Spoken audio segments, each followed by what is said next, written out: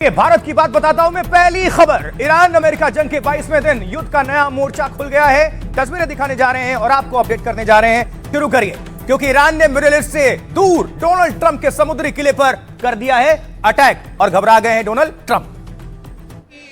तो जंग के बीच ईरान में ईद पर नमाज की तस्वीरें सामने आई हैं। अमेरिका इजराइल हमलों के बीच ये ईरान में ईद मनाया गया। देखिए जरा तस्वीर। इस बीच ईरान का इजराइल पर क्लस्टर बम से हमला लगातार जारी है। ये तस्वीरें उसको तस्दीक करती हुई, ये देखिए।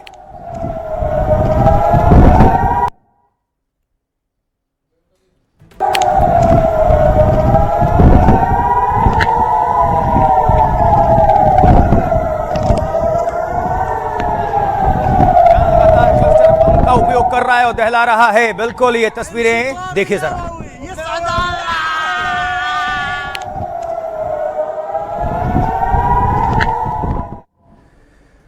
वहीं अमेरिका ने भी ईरान पर हमलों की तस्वीरें जारी की हैं। वो भी तस्वीर आपके सामने हम रखने जा रहे हैं, नजर डालिए।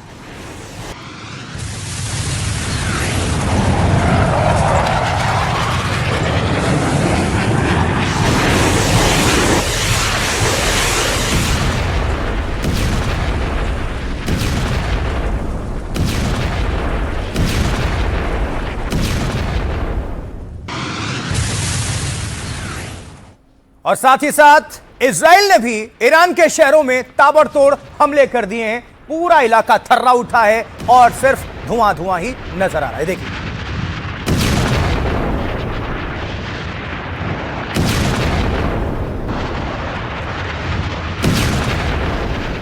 भीषण बैलिस्टिक मिसाइलें गिर रही हैं ईरान के शहर पर। Israeli attack. तो देखिए, इस बीच डोनाल्ड ट्रंप दावा कर रहे हैं कि वो जंग जीत रहे हैं। ट्रंप ने जंग के 4 से 6 हफ्ते में खत्म होने की भी उम्मीद जताई है।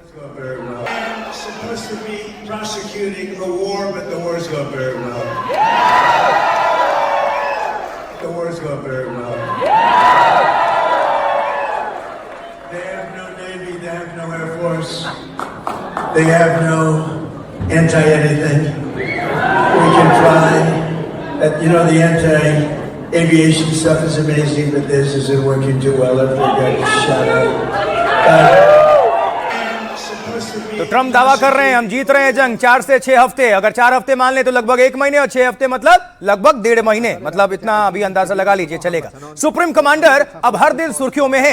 ईरानी मीडिया में मुस्तफा खामनेई के संदेश को दर्शाया गया है, नजर डालिए। वहदत अजीबी के बेन शुमा हमवतनान با همه تفاوت خواستگاه‌های مذهبی، فکری، فرهنگی و سیاسی ایجاد شده در دشمن شکستگی به وجود آمده است. در حال और इसी बीच ईरान ने इजराइल पर मिसाइलों की एक खतरनाक खेप दाग दी है। ये देखिए,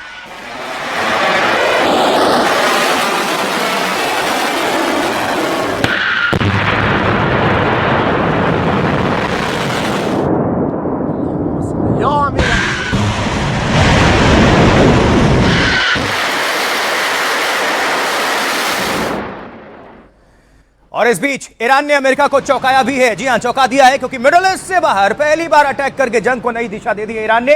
अमेरिका ब्रिटेन के ठिकाने पर हमला किया। सुपर पावर को सीधी चुनौती दे दी है ईरान ने।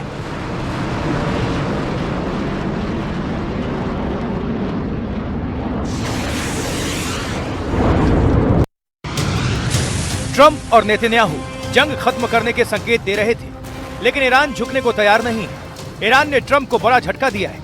पहली बार मिडिल ईस्ट से बाहर ईरान ने अमेरिकी बेस पर हमला कर ट्रंप को चौंका दिया। मतलब जंग के 22वें दिन युद्ध का एक और नया मोर्चा खुल गया है। अब इस जंग की आग मिडिल ईस्ट के बाहर तक पहुंच गई है। यानी इजराइल, अमेरिका और ईरान की जंग अभी खत्म होती दिख नहीं रही है। इसके बाद अमेरिका अब ईरान पर बड़े हमले की तैयारी में है। तो हिंद महासागर के बीचों बीच स्थित डिएगो गार्सिया एक बार फिर से वैश्विक तनाव के केंद्र में है। लेकिन कहां पर है, ये आपको हम ये देखिए। आप पहले ईरान, इधर भारत, हिंद महासागर, कहां है अमेरिका ब्रिटेन का ये बेस, ये देखते जाइए। ये मैप के जरिए आपको हम समझा रहे हैं। 3800 किलोमीटर की दूरी है। ये डिएगो गार्सिया अमेरिकी सैन्य बेस है और वहां पर ईरान ने चौंकाया है मिसाइल से अटैक करके। हालांकि ये देखिए, हमला जो है वो सटीक निशाना तो नहीं पार कर पाया, लेकिन इसने एक संदेश जरूर दे दिया कि हमारी दूरी जो है, मारक क्षमता है 2000 नहीं, लगभग 4000 किलोमीटर है। ये बहुत बड़ी बात है और अमेरिका इससे कहीं ना कहीं टेंशन में जरूर होगा। डोनाल्ड ट्रंप की चिंताएं बड़ी होगी, नेतन्याहू की भी चिंता जरूर बड़ी होगी। और ये अब थोड़ा आपको हम दिखा देते हैं कि बेस पर जो अटैक हुआ उससे जुड़ी जो जानकारी सामने आ रही है। तो अमेरिकी बेस पर यह हमला किया गया। ईरान ने अमेरिका के एक और बेस पर यह अटैक किया है। मतलब ईरान झुकने को बिल्कुल राजी नहीं है।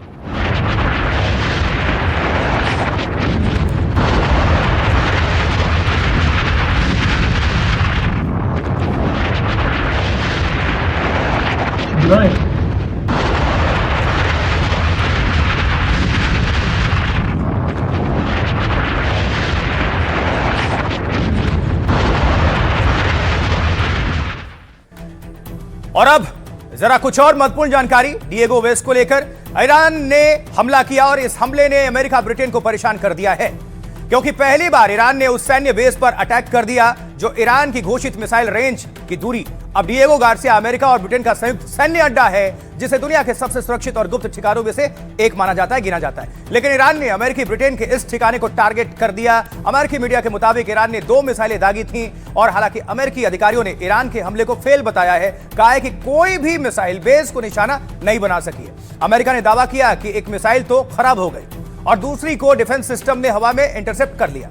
लेकिन फिर भी ईरान का यह हमला ट्रंप और स्टारमर को निश्चित तौर पर चैलेंज भी कर रहा है और बेचैन भी कर रहा है, क्योंकि डिएगो गार्सिया अमेरिका ब्रिटेन के लिए बेहद अहम सैन्य ठिकाना है। अमेरिका इसे अपने वैश्विक सैन्य नेटवर्क का अहम हिस्सा मानता है। यहां से अमेरिका मिडिल ईस्ट, अफ्रीका और एशिया में ऑपरेशन करता है। अमेरिका के लिए यह हिंद महासागर में अडिग एयरक्राफ्ट कैरियर जैसा है। लंबी दूरी के बॉम्बर्स, पनडुब्बियां और निगरानी सिस्टम यहां पर मौजूद है, तैनात हैं। इस बेस पर बड़े टैंकर्स और निगरानी वाले विमान भी तैनात होते हैं। वैसे ये बेस ईरान के समुद्र तट से करीब 3810 किलोमीटर की दूरी पर मौजूद है। ईरान की राजधानी तेहरान से दूरी 5000 किलोमीटर से इसकी ज्यादा है, जो ईरान की घोषित मिसाइल रेंज से काफी ज्यादा दूरी पर है। वैसे माना जाता है कि ईरान के पास 2 से 3000 किलोमीटर रेंज की मिसाइलें हैं। तो क्या ईरान ने इससे भी ज्यादा दूरी की मिसाइल तैयार कर ली है, बना ली है? सवाल ये है। अब इसको लेकर डिफेंस एक्सपर्ट्स क्या कह रहे हैं, उनको सुनते हैं, सुनिए जरा। ईरान के पास जहाँ तक जानकारी है कि तकरीबन 2000 किलोमीटर की मिसाइल थी, इतनी लंबी दूरी की मिसाइल नहीं है। पर अगर इसने अपने तर्कश से कोई ऐसा तीर निकाला है तो ये वाकई में एक बहुत बड़ा सरप्राइज होगा। इसराइल की चिंताएं बढ़ जाएंगी और ये मेरे हिसाब से 2 मिसाइल से कोई बहुत ज़्यादा नुकसान नहीं होता, लेकिन ये एक मैसेज है अमेरिका के लिए, दुनिया के लिए कि हम अभी भी हैं और हमारे पास इतनी आधुनिक मिसाइलें हैं। तो नंताज न्यूक्लियर सेंटर, ये ईरान का नंताज न्यूक्लियर सेंटर है जहां अमेरिका ने अटैक किया। ये देखिए,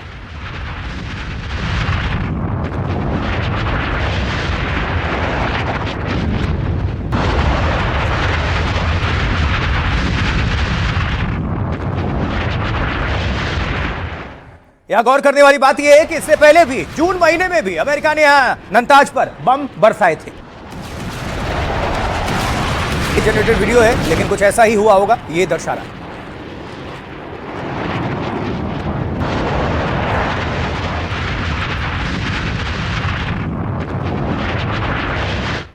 तो किस तरह से ईरानी परमाणु सेंटर पर अटैक किया गया, ये जान लीजिए। जंग के 22वें दिन ईरान के नंताज न्यूक्लियर सेंटर पर यह अटैक किया गया। अमेरिका इजराइल ने नंताज में हवाई, जैसे एयर स्ट्राइक कहते हैं, वो कर दिया। यहां ईरान का सबसे बड़ा न्यूक्लियर सेंटर मौजूद है और यहां यूरेनियम एनरिचमेंट किया जाता है। इसका बड़ा हिस्सा जमीन के नीचे बना हुआ है। किसी हमले से इसे बचाए रखने के लिए ऐसा किया गया है। हमले में न्यूक्लियर सेंटर को कितना नुकसान पहुंचा, अभी यह साफ नहीं है। अब तक रेडियो एक्टिव रिसाव की कोई जानकारी वहां से नहीं है। मतलब इलाके के आसपास रहने वाले लोगों को कोई खतरा नहीं है। रिपोर्ट्स के मुताबिक 2 मार्च को भी इजराइल अमेरिका ने इस प्लांट पर अटैक किया था। पिछले साल जून में भी इस न्यूक्लियर प्लांट पर हमला किया गया था। तेहरान से इस परमाणु संयंत्र की दूरी करीब 220 किलोमीटर के आसपास है। नंताज में यह हमला तब हुआ जब ईरान ने अमेरिकी बेस पर टारगेट किया। ईरान ने पहली बार मिडिल ईस्ट से बाहर मिसाइल दागी। इसके बाद ईरान के परमाणु सेंटर को निशाना बनाया गया है, इजराइल और अमेरिका की तरफ से। अब डोनाल्ड ट्रंप और बेंजामिन नेतन्याहू क्या कह रहे हैं, जरा दोनों को सुनवा देते हैं। हम उन्हें न्यूक्लियर हथियार नहीं रखने देंगे, क्योंकि अगर उनके पास होते तो वे उनका इस्तेमाल करते और हम ऐसा नहीं होने देंगे। 20 दिनों के बाद मैं आपको ये अच्छे से बता सकता हूँ, ईरान के पास अब यूरेनियम संवर्धन करने या बैलिस्टिक मिसाइल बनाने की क्षमता नहीं है। चलिए जरा कुछ अपडेट करते हैं और कुछ तस्वीरें भी आप सभी को दिखाएंगे। जंग तो रुकने का नाम नहीं ले रही है, भीषण होती जा रही है। अमेरिका, इजराइल और ईरान तीनों ही जंग में जीत का दावा कर रहे हैं, लेकिन हाल ये है कि क्या है इनके जीत के दावे, ये बड़ा प्रश्न है। अब समझिए जरा, इजराइल लगातार ईरान पर हमला कर रहा है। बुशेर शहर में इजराइल ने जोरदार हमला बोल दिया, जिसकी तस्वीरें अभी आप देख रहे हैं।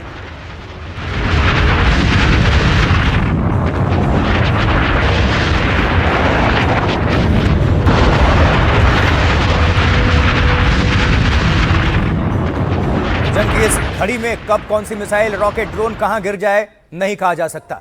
वहीं ईरान के हमलों को लेकर इजराइल के तेल अवीव में सायरन बजने लगे हैं, जिसकी शोर अभी आप सुन रहे हैं।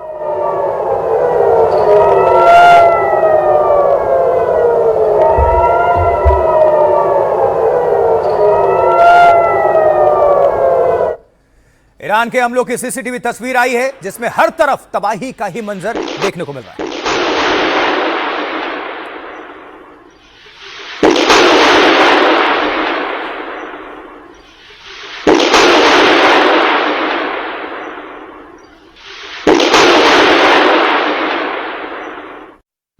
तो हमले ऐसे हो रहे हैं, मिसाइल ऐसे गिर रहे हैं, धमक ऐसे सुनाई दे रही है जैसे कोई आकाशीय बिजली गिरती हो।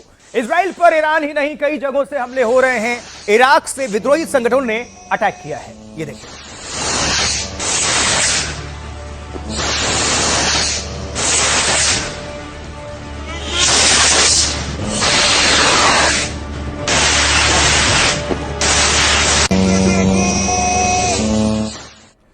उधर इराक की राजधानी बागदाद में यूएस इंटेलिजेंस के दफ्तर पर ईरान ने हमला कर दिया मिसाइल के जरिए।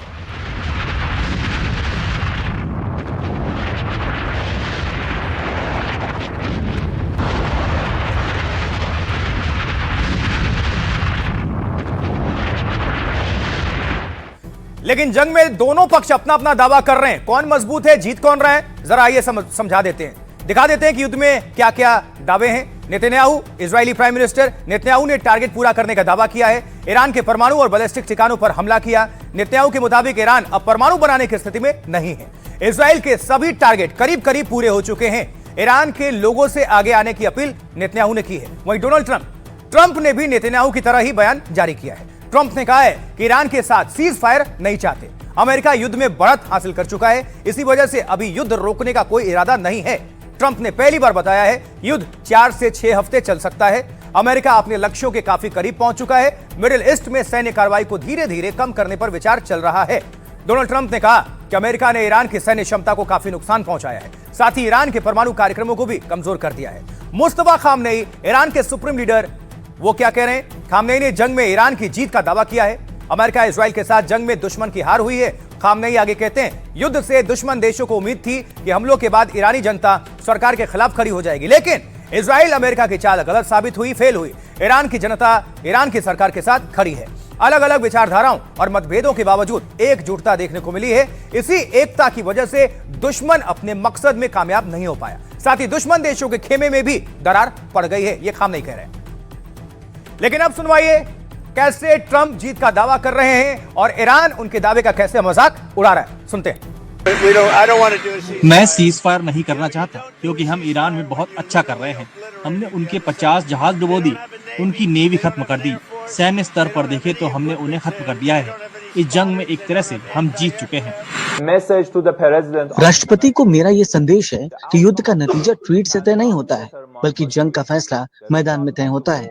वही जगह जहां आप और आपकी सेनाएं जाने की हिम्मत नहीं करते और जिसके बाद में आप सिर्फ अपने ट्वीट से बात कर सकते हैं। इस युद्ध को एपिक फ्यूरी के बजाय एपिक फियर कहना बेहतर होगा।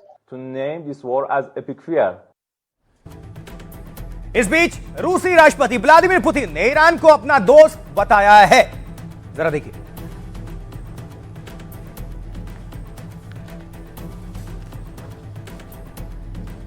तो सवाल इसके साथ यही उठता है कि क्या व्लादिमीर पुतिन अब ईरान के साथ खुलकर आ रहे हैं? ऐसा क्यों कह रहे हैं, जानिए।